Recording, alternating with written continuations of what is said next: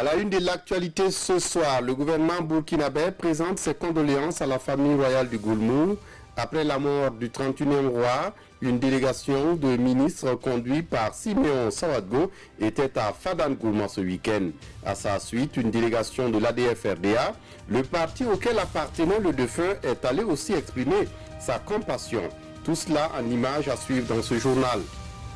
Et dans ce journal, la vente de céréales à prix social au Burkina Faso, décidée par le gouvernement, connaît des fortunes diverses dans le pays. À Fadan-Gourma, par exemple, l'opération connaît moins d'engouement du fait de la baisse du prix des céréales sur le marché.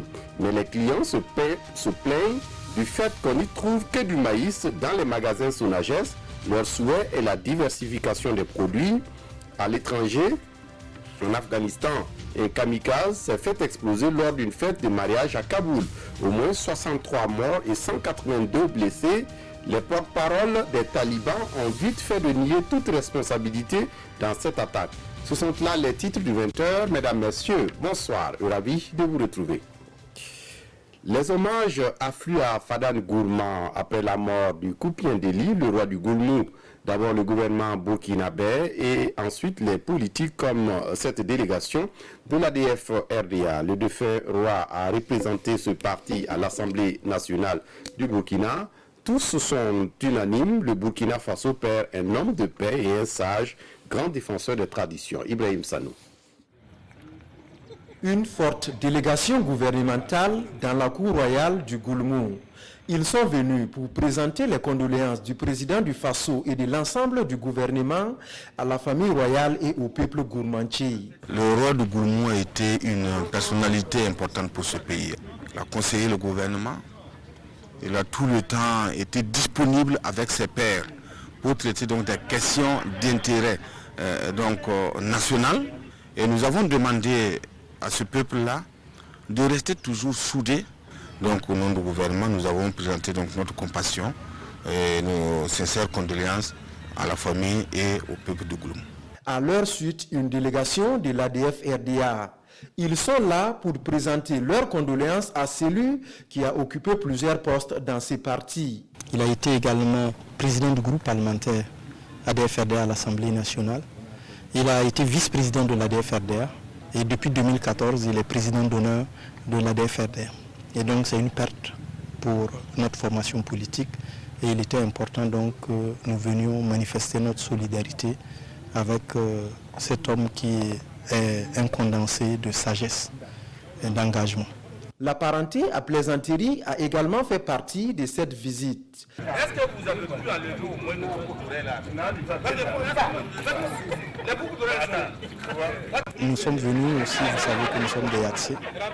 Donc nous sommes porteurs d'un message du Yatenga Naba. Nous sommes venus constater donc la vacance du trône et nous avons demandé au comité qui a été mis en place pour désigner un chef de suspendre et de surseoir à ses travaux car le Yatenga va délibérer, le Yatenga Naba va désigner un chef rapidement et nous allons prendre le pouvoir ici. Plus tôt dans la matinée, c'était le tour des corps constitués de la région de l'Est, conduits par le gouverneur, de venir présenter leurs condoléances à la famille royale. Et puis cet hommage également pour Salif Diallo à l'occasion du 2e anniversaire de sa mort. Ce week-end à Waiguia, une opération de don est organisée pour lui rendre hommage. Moussaki. Centre de transfusion sanguine de Waiguia. Rasmane Zida vient répondre à l'appel du comité d'organisation de l'an 2 du décès de Dr Salifou Diallo. Un acte qu'il vient accomplir contre ces milliers d'habitants de la ville de Waiguia pour exprimer son attachement aux idéaux du feu Salifou Diallo. Oui, on donne ce sang à la mémoire de Salif Diallo, un monsieur qui a beaucoup fait pour nous, et c'est toute la jeunesse et tout le Burkina Faso entier. C'est normal qu'aujourd'hui nous puissions donner son sang à sa mémoire. Les organisateurs emboîtent la même trompette. Pour eux, le défunt de son vivant s'est toujours montré solidaire des hommes et surtout de l'autre moitié du ciel, d'où ce don de sang qui symbolise ici un devoir de mémoire. Il a lutté pour la cause des femmes, il a lutté pour la cause des jeunes. C'est comme c'est la période des palus, donc on est venu pour faire un don de sang pour sauver des vies. Le don de sang va se poursuivre jusqu'à dans la soirée et les organisateurs espèrent collecter plus de 1000 poches de sang. La commémoration de l'an 2 du décès de Salifou Diallo sera aussi marquée par un reboisement et une prière musulmane pour le repos de l'âme de l'illustre disparu. Autre titre de l'actualité ce soir, face à ce qu'elle qualifie de mépris du gouvernement, l'unité d'action syndicale au Burkina Faso donne de la voix. Elle annonce un meeting pour la fin du mois d'août et une marche-meeting 2 semaines plus tard.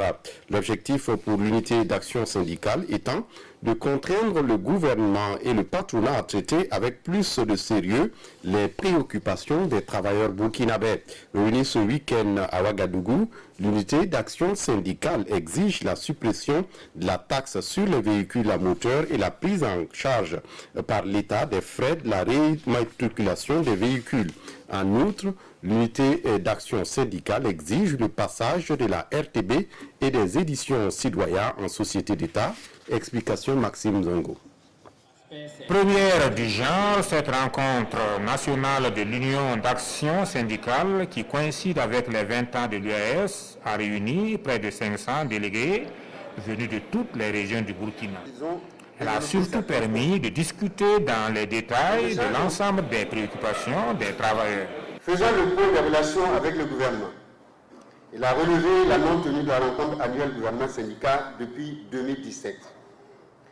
Il a indiqué que la situation du monde du travail est aussi marquée par le blocage de la révision du Code du travail, notamment par le patronat qui rejette les propositions de l'UAS.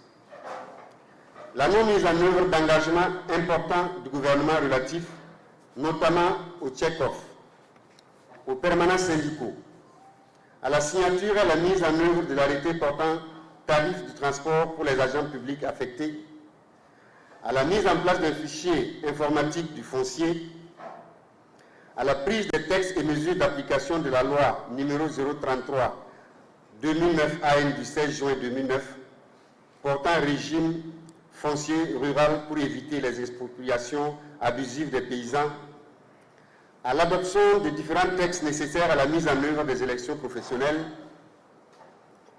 au relèvement des salaires des travailleurs du privé, à la finalisation de l'étude en vue de la prise en compte des indemnités et autres accessoires dans le calcul de la pension des fonctionnaires, y compris les fonctionnaires détachés. Face donc à ces nombreuses préoccupations, la rencontre, selon son porte-parole, a dégagé des actions fortes à mettre en œuvre afin de contraindre, selon ses mots, le gouvernement et le patronat à traiter avec diligence les préoccupations des travailleurs.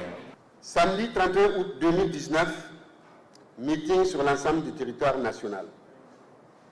Lundi 16 septembre 2019, marche meeting sur l'ensemble du territoire avec préavis de grève. 24 septembre, panel. Les délégués se sont quittés avec l'engagement ferme de préparer les actions retenues en vue de leur assurer un succès éclatant.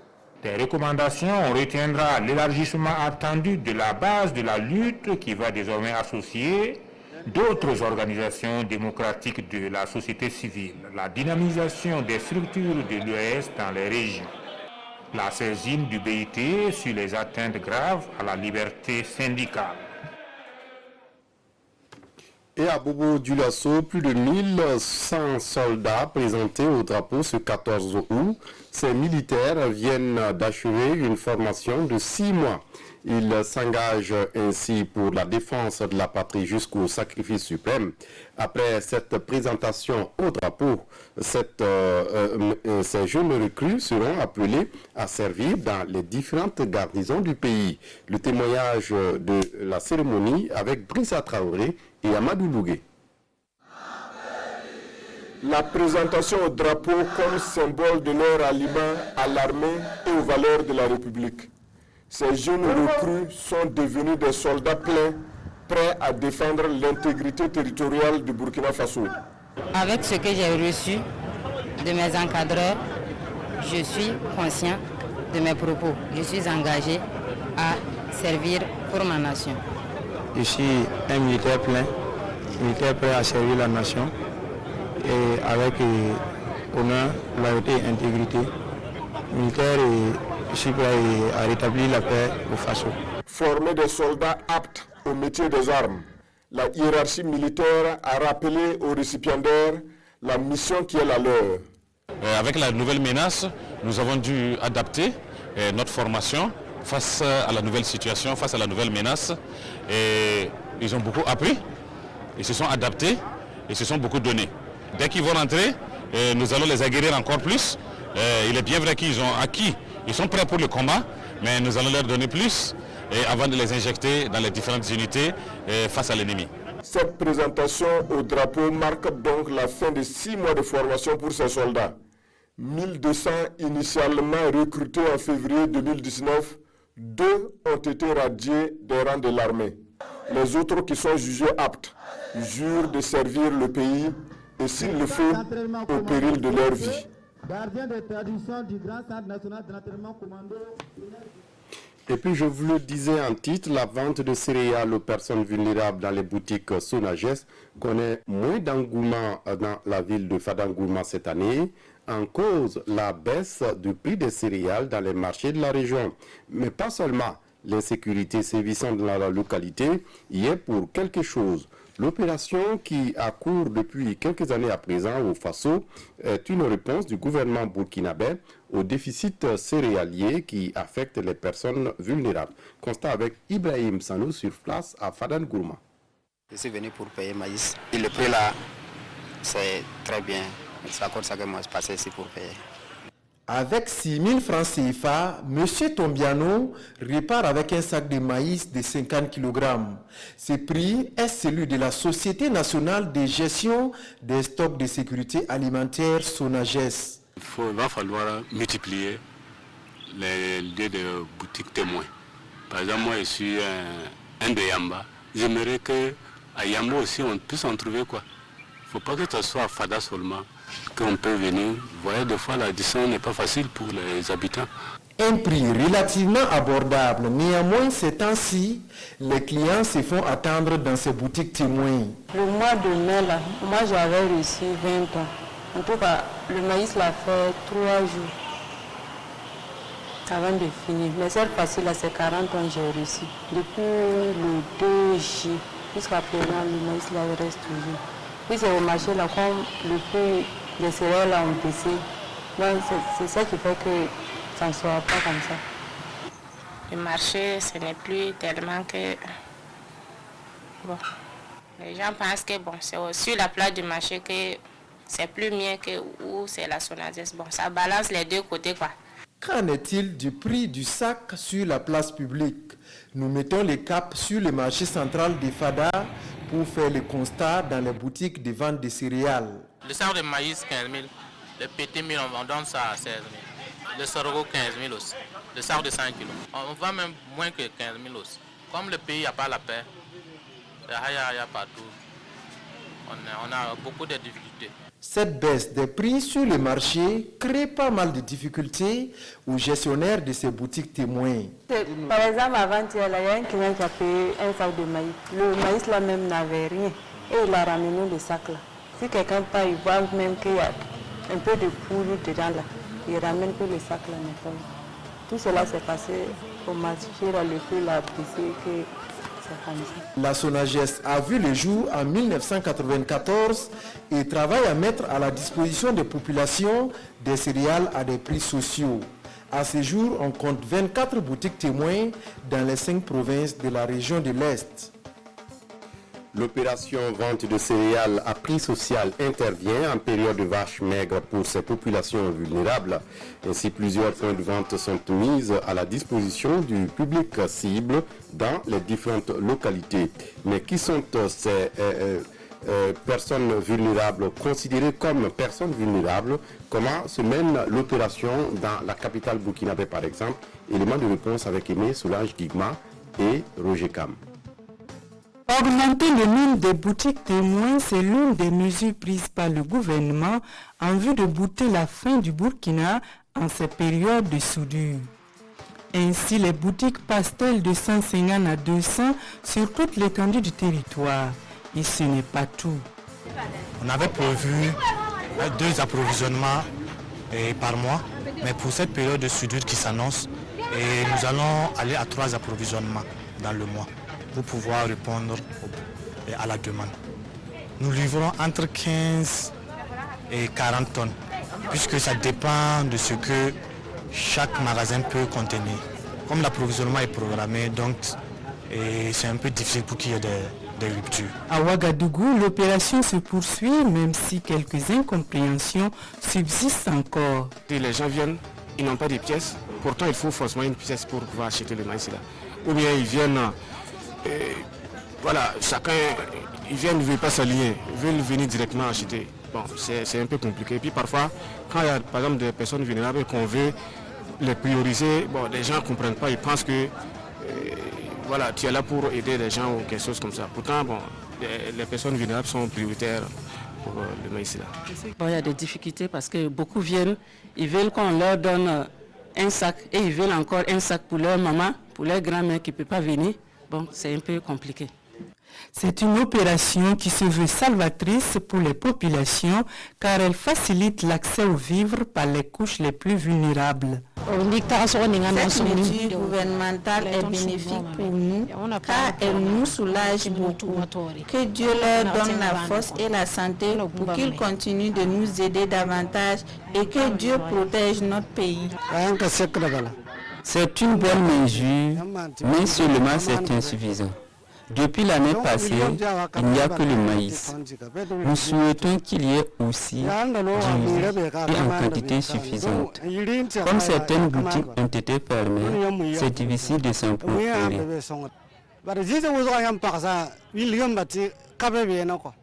Dans la région du centre, le nombre de boutiques doit passer de 37 à 53 selon la Société nationale de gestion du stock de sécurité alimentaire, SONAGES. Dans les 37 points de vente actuellement, ce qui est disponible, c'est du maïs. Maïs de 50 kg et à un prix de 6 000 francs le sac. Le prochain approvisionnement, on a prévu du riz. Mais le problème du riz, c'est que quand ça vient, la demande n'est pas forte. Donc ce qui fait qu'on est un peu réticent sur la question du riz. Un rappel, les boutiques témoins sont une mesure sociale mise en place depuis 2013 par le gouvernement en collaboration avec les mairies en vue de permettre aux personnes vulnérables de se ravitailler en céréales à moindre coût. Des vivres, les populations vulnérables de la commune de Kokologo dans le Burkindé en ont reçu de la part d'un bon samaritain qui n'est autre que le Larlé Naba Tigré, le chef coutumier qui a fait également don d'une ambulance à la commune. La composition complète de son geste avec Moussa Ouedraogo et Christine Koulibaly. Et des 12 pour le Larlé Naba Tigré qui s'est engagé à doter les 45 provinces d'ambulances médicalisées. Un engagement qui soulage aujourd'hui Kokologo et sa population.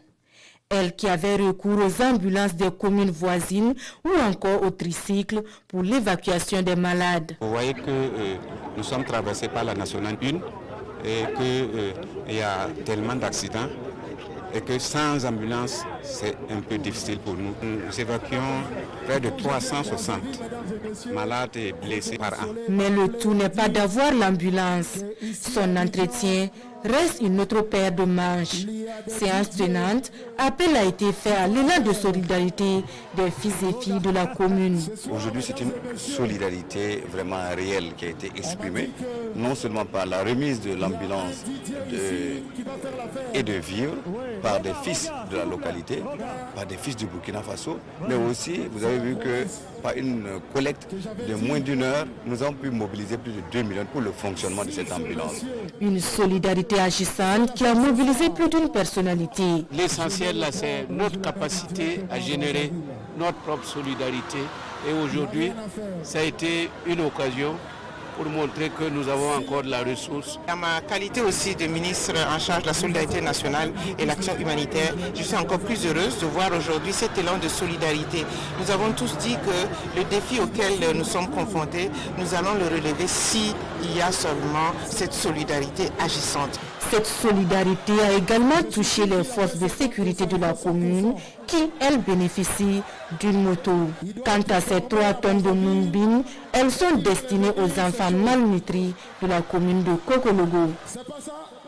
À cette période de saison des pluies, place aux séances de plantation d'arbres. Le conseil régional du centre vient de procéder ce samedi à un reboisement sur son site. Ce sont des espèces diverses qui ont été mises en terre par les conseillers Olopoda. La forêt régionale du centre accueille plus de 300 nouveaux plants. Il s'agit essentiellement des plants de néré, de karité, de baobab, de manguier, de goyavier et de citronnier. L'initiative est du conseil régional qui s'inscrit dans la dynamique de la journée nationale de l'arbre. Je voulais inviter l'ensemble des collectivités à travailler, à faire en sorte que les forêts communales soient aussi bien protégées afin que justement nous puissions lutter contre les effets du changement climatique. À cette occasion, des engagements sont pris pour non seulement entretenir ces plants, mais aussi et surtout de délimiter cette forêt en implantant des plaques d'électrification. L'appel a été lancé à l'endroit des riverains, des CVD, le chef de Barbeau, pour qu'ils nous donnent un coup de main. Si vous constatez, vous verrez que notre forêt régionale est entourée de maisons. Ce qui veut dire qu'il y a la menace des animaux. Donc nous en sommes très conscients. Également, nous avons un bon partenariat avec la direction des forêts et de l'environnement qui fait de temps à autre des tours ici, qui pourraient également nous accompagner. Mais à terme, nous pensons qu'il va falloir que nous mettions une clôture de sécurité et je crois que d'ici 2020 nous allons en tout cas mettre cette clôture là pour qu'à l'avenir on n'ait pas trop à déranger la population riveraine. C'est un honneur pour moi et pour toute la commune d'avoir ce joyau. Et cette forêt nous permet à long terme de pouvoir bénéficier de tous les avantages d'une forêt. L'activité s'est soldée par des remises d'attestation aux partenaires et associations pour leur implication effective dans la bonne marche de la région. Bingo, une commune rurale dans le Burkindé, abrite un festival dénommé RAC, les rencontres artistiques et culturelles. Cette année, le festival est à sa 3e édition. Une édition prévue se tenir du 22 au 24 novembre prochain. L'objectif du festival étant de travailler à la valorisation de la culture locale dans cette partie du Burkina. Face à la presse ce samedi, les organisateurs du festival ont fourni des détails sur l'édition 2019. Compte rendu avec Zalissa Sanko. 3 jours pour valoriser le savoir-faire et le savoir-être des populations de la commune rurale de Bingo. En somme, 3 jours pour valoriser le patrimoine culturel de cette commune rurale. C'est ce qui ressort de cette conférence de presse. Cette rencontre artistique et culturelle de Bingo en abrégé RAC est initiée par l'Association pour la promotion artistique et culturelle. Un désir de promotion né d'un constat. Nous avons remarqué que ces danses actuellement se pratiquent seulement à des occasions de peine, souvent aussi de joie, je veux parler des funérailles. Alors, si bien que ces manières de faire n'intéressaient pas les jeunes, c'est dans ce sens que l'association pour la promotion artistique et culturelle, n'est-ce pas, a eu l'initiative de créer un cadre pour réveiller la culture à travers les danses traditionnelles du terroir de la commune de Bingo et au-delà. Du 22 au 24 novembre prochain, ce sont des expositions d'objets d'art, une rue marchande et des podiums d'animation qui seront proposés comme les éditions précédentes avec en prime des innovations. Il y a la formation en musique traditionnelle. Alors, nous avons aussi pour ambition non pas de rester dans le travail amateur, il faut amener des artistes professionnels. La formation aussi se passe au niveau des danses traditionnelles et au niveau des danses modernes. La formation aussi se passe au niveau du théâtre. L'association pour la promotion artistique et culturelle, organisateur de cet événement, a été créée en 2015. Son objectif est de contribuer à la promotion de l'art et de la culture. Elle appelle toutes les bonnes volontés à mettre la main dans la pâte pour une réussite totale de cette 3e édition. En sport, c'est parti pour le championnat national de football saison 2019-2020. Pour leur première sortie, les Faux et l'AS Douane se sont séparés dos à dos. L'USFA, quant à elle, a battu le nouveau promu, le Royal FC. Résumé de ces rencontres avec Alpha Ouattara. Entame de saison possible pour les Faux et l'AS Douane. Pour leur première dans la saison 2019-2020, Stélis et Gabé ont livré une pâle copie de leur visage. La première période largement à l'avantage des garçons de Yaya Kone n'a pas été bonifiée par une attaque de l'AS Douane en manque d'inspiration. Un Yacouba Mando décevant et un Alassane Belem inefficace. 21 minutes, l'AS Douane peut prendre l'avantage, mais hélas, plus rien, 0-0 à la pause. L'étoile est plus entreprenante en seconde période. L'AS Douane peut dire merci à Abouaka Savadogo. Nous jouons la 57e minute. Le faux revient à la charge à la 74e minute. Le dernier rempart de Gabriel veille au grain. Le reste, c'est un jeu décousu de la part des deux équipes. C'est le Moussa Ouattara, Abouaka Savadogo côté AS Douane et Yannick Poyango côté FO ont donné satisfaction. Un match assez difficile dans la mesure où on est rentré difficilement dans ce match. Bon, cela s'explique un peu que on a beaucoup de joueurs quand même, de nouveaux joueurs dans notre effectif qui la première fois foulent la pelouse du stade municipal. Donc d'entrée on a eu vraiment des difficultés au niveau des appuis. Mais petit à petit on a essayé de finir fort la seconde mi-temps et la première mi-temps. Après la seconde mi-temps nous sommes revenus avec beaucoup plus d'envie vraiment de remporter ce match. Une première journée, moi je pense que c'est bon à prendre. Vu dans quelles conditions nous avons joué. Et actuellement, avec les lourdeurs dans les jambes, c'est pas simple. Donc je pense que le point de nul est bon à prendre. En seconde rencontre, l'USFA recevait le Royal FC. L'équipe militaire attaque d'entrée pour faire douter l'équipe bongolaise. Pour ses premiers pas dans l'élite, Royal FC fait mieux que se défendre. 0-0 à la pause. Dès la reprise, l'USFA profite d'une hésitation du gardien Mohamed Diarra et ouvre le score. Issoufou Savadogo d'une tête inscrit le premier but de la saison à Ouagadougou. Royal FC s'organise et tente de refaire le retard. À la 60e minute, Royal FC peut bénéficier d'un penalty, mais Vincent Kabori, l'arbitre central, ne dit rien. Sur le ralenti, il y avait bel et bien penalty. Le premier s'incline, mais aura montré un bon visage avec un excellent Aziz Traoré. Un attaquant assure de près. Et pour fermer cette édition en Afghanistan, un kamikaze s'est fait exploser lors d'une fête de mariage à Kaboul. Au moins 63 morts et 182 blessés sont à déplorer. Les porte-parole des talibans ont nié être à l'origine de l'attentat. Un attentat survenu samedi soir dans une fête de mariage à Kaboul en Afghanistan a fait au moins 63 morts et 182 blessés. L'explosion est intervenue à 22h40. D'après le porte-parole du ministère de l'Intérieur, il s'agit d'un kamikaze qui a fait détonner ces explosifs.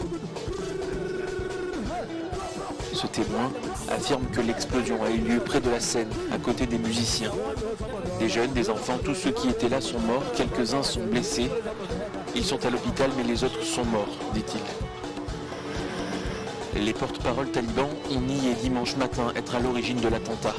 L'organisation, qui est actuellement en négociation pour trouver un accord de paix avec les États-Unis, a par ailleurs condamné l'attaque. De son côté, la branche afghane du groupe État islamique, qui a revendiqué un attentat le 12 juillet dernier, ne s'est pas manifesté. L'attentat de samedi soir est l'un des plus meurtriers depuis le début de l'année en Afghanistan. Voilà, c'est tout pour ce journal. Excellente reprise à tous et à toutes. Au revoir.